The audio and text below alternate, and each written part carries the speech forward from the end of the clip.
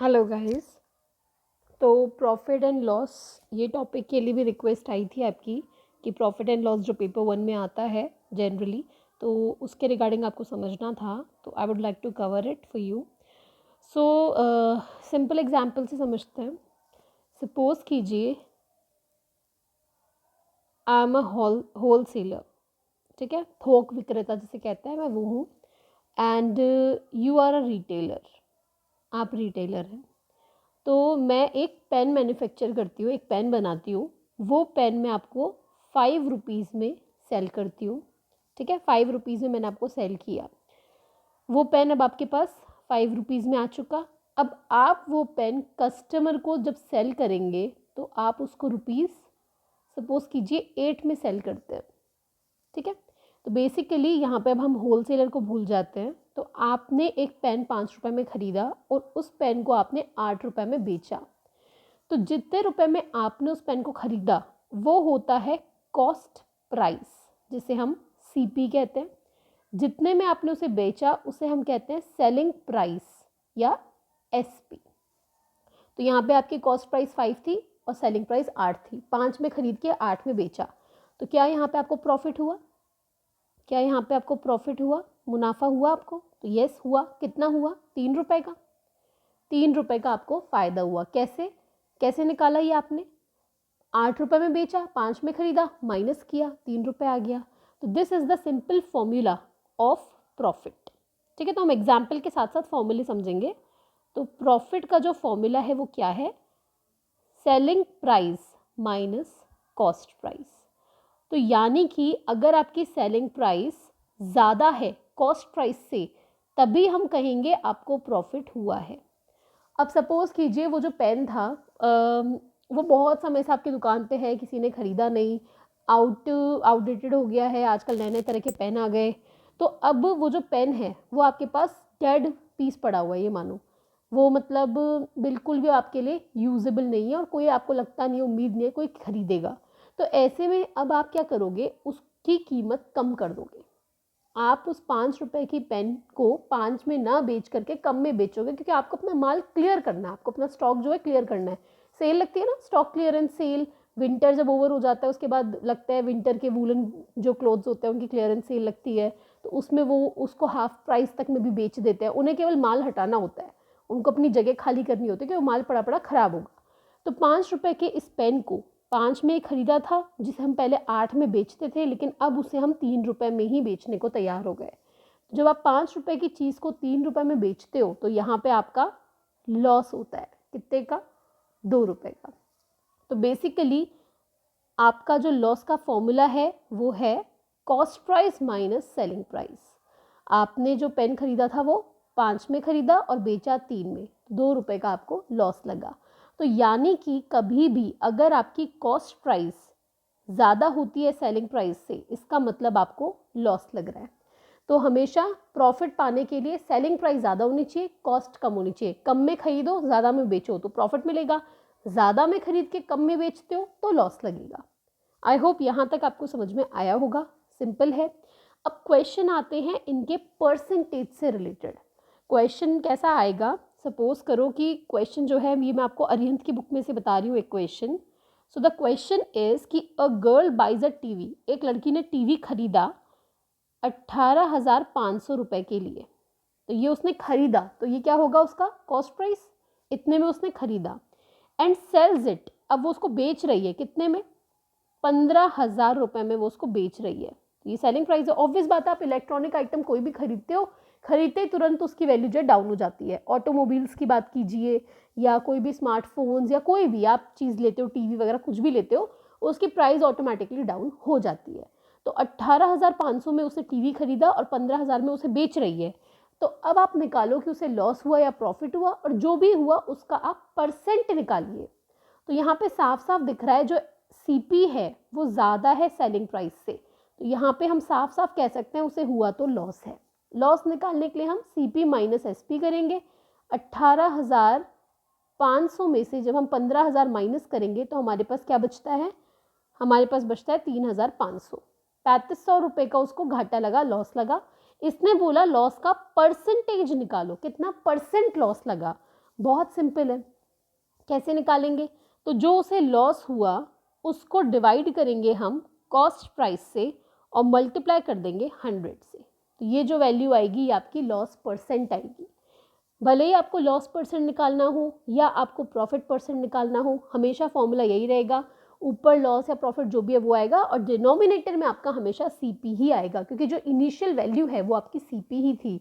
CP के respect में ही आपको लॉस या प्रॉफिट लग रहा है, तो इसलिए आपका लॉस अपॉन सीपी। तो यहाँ पे लॉस हमारा हुआ 3500 का, अपॉन सीपी कितनी थी 18,500 इंटू 100। इसको सॉल्व करेंगे, जीरो से जीरो कैंसिल, 5 की टेबल में इसको रिड्यूस करेंगे तो 7 5 35, 5 3 15, 3 कैरी 35, 7, तो 7 अपॉन 37। इसको मल्टीप्लाई करेंगे तो 700 डिवाइड बाय 37।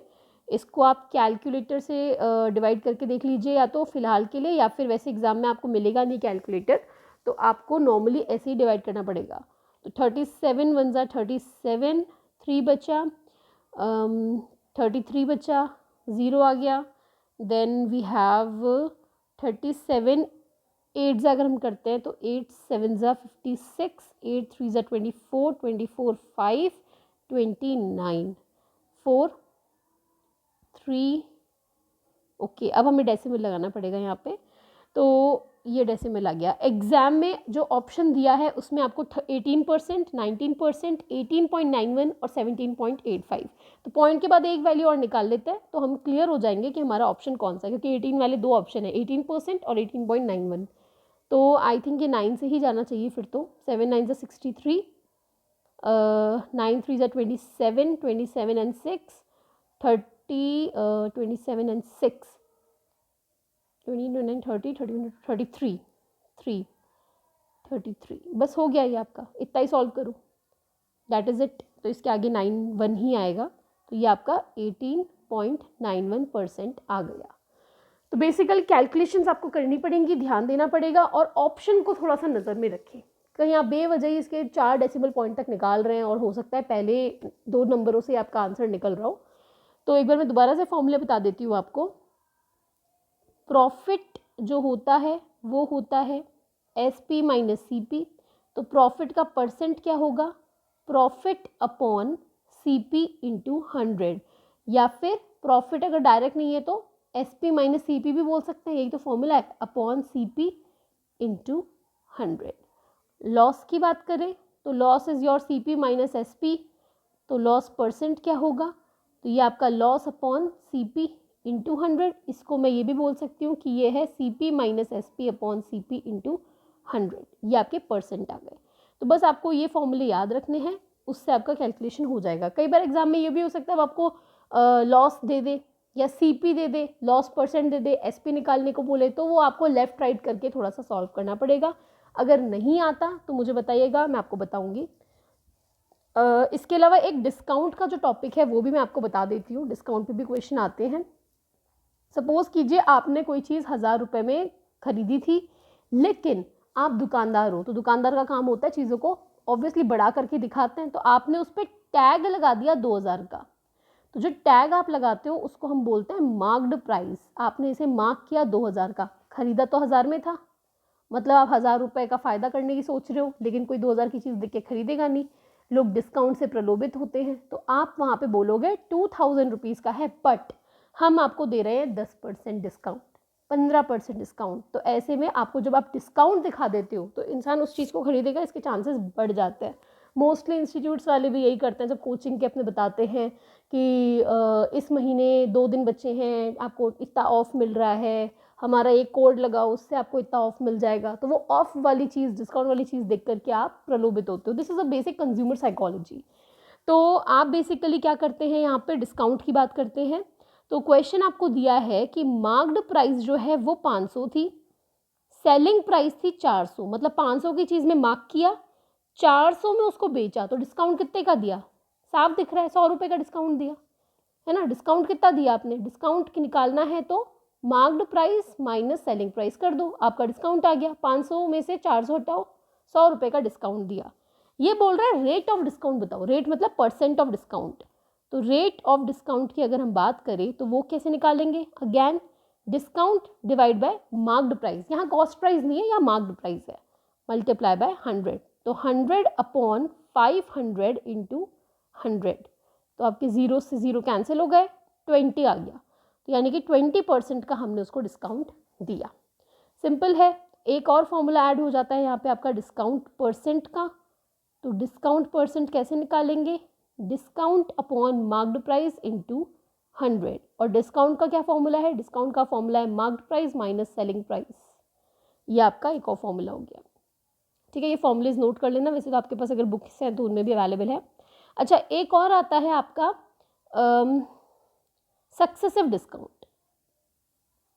सक्सेसिव डिस्काउंट, इसमें क्या होता है, जैसे कि सपोज करो आप कोई कोर्स बाय करते हो एजुकेशनल, तो वो बोलते हैं 10,000 उसकी फ़ी है, लेकिन अभी ऑफ चल रहा है तो हम आपको 10% ऑफ दे रहे हैं, लेकिन अगर आप एक XYZ एजुकेटर का कोड लगाते हो तो आपको एडिशनल 5% डिस्काउंट और मिल जाएगा। तो यहाँ पे आपको बेसिकली 2 डिस्काउंट मिल रहे हैं अलग अलग, इसे कहते हैं सक्सेसिव डिस्काउंट। जब आपको 2 अलग अलग परसेंट के डिस्काउंट्स एक ही आर्टिकल पे मिल रहे हैं तो ऐसे में आप उसको 2 बार निकालो, या तो कि भाई पहले मैं 10,000 का 10% निकालूं, कितना आएगा, फिर उसको माइनस करूं, फिर उसका मैं 5% निकालूं, फिर उसको माइनस करूं।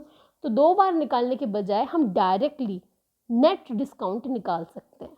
नेट डिस्काउंट का फॉर्मूला होता है discount 1 plus discount 2 minus discount 1 multiply by discount 2 upon 100। तो बेसिकली यहाँ पे हमारे पास 10% का ऑफ ये था, 5% का ये था, तो 10 मल्टीप्लाई बाय 5 अपॉन 100, तो ये हो गया 15 माइनस 50 अपॉन 100, ये काट दिया, 1/2 आ गया, तो ये आया हमारे पास 15 माइनस 1/2। इसको हम एलसीएम लेकर के अगर सॉल्व करते हैं तो ये हमारे पास 30 माइनस 1 यानी कि 29/2% का जो डिस्काउंट है वो हमारा नेट डिस्काउंट हम यहाँ पे दे रहे हैं। 10% और 15% 5% का मिला करके हम बेसिकली 29/2 का मतलब हुआ 4.5 14.5% का आप डिस्काउंट बेसिकली दे रहे हो। चाहते हो चेक करना कर भी सकते हो। पहले क्या करो आप 10,000 का 10% निकालो, तो 10,000 का 10% कितना होगा, 10% ऑफ 10,000, तो 10/100 इंटू 10,000, ये 2 0 से 2 0 कैंसिल, 1,000 रुपये, तो मतलब 10,000 में हमने पहले 1,000 रुपये का डिस्काउंट दिया, तो हमारे पास कितने रुपए बचे, 9,000। अब उस 9,000 में हम 5% का और डिस्काउंट दे रहे हैं, तो 5% ऑफ 9,000 अब आप निकालें, तो 5/100 इंटू 9,000 अगर आप करें तो ये आपका आता है 9 5 45 450, तो 9,000 में 450 और माइनस कर दीजिए, तो ये आपका बेसिकली आ गया 8950। मतलब लास्ट में आप उसको 89 आएगा क्या, एक second let me just check, 0 0 0 10 5 5 9 4 नहीं 9 4 आपका आएगा 5, तो 8550 आपका आ गया। ये आप फाइनली उसको सेल कर रहे हो 8550 में। अभी हमने जब फॉर्मूले से निकाला तो हमारा 14.5% आया था, तो बेसिकली अगर हम 14.5% ऑफ 10,000 निकालते हैं तो वो भी लगभग इतना ही आना चाहिए, 14.5 अपॉन 100 इंटू 10,000, डेसिमल हटाया नीचे 0 गया, 3 3 0 कैंसिल, तो ये 1450 आ गया। तो 10,000 में से 1450 माइनस करके देखते हैं क्या आता है, 9 में से 4 गए 5, 9 में से 1 गया 8, सी एग्जैक्टली सेम आंसर। तो यहाँ पे क्या हुआ, हमने यहाँ पे 2 बार निकालना पड़ा, हमें समय ज़्यादा लगा। यहाँ पे आप डायरेक्ट फॉर्मूले से एक ही बार ये निकालो और एक ही बार में इसको अप्लाई कर दो। तो दोबारा से मैं इसका फॉर्मूला बता देती हूँ। सक्सेसिव डिस्काउंट का जो नेट डिस्काउंट का जो फॉर्मूला होता है वो होता है आपका discount 1 plus discount 2 minus discount 1 into discount 2 upon 100।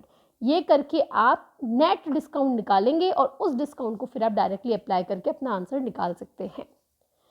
तो आई होप समझ में आया हो, नहीं आया तो बता दीजिएगा, दोबारा समझाने की कोशिश की जाएगी। और कोई टॉपिक है पेपर 1 का, मैथ्स का, DI का, रीजनिंग का, तो वो भी बता दीजिएगा। I will try to make a video on that as well.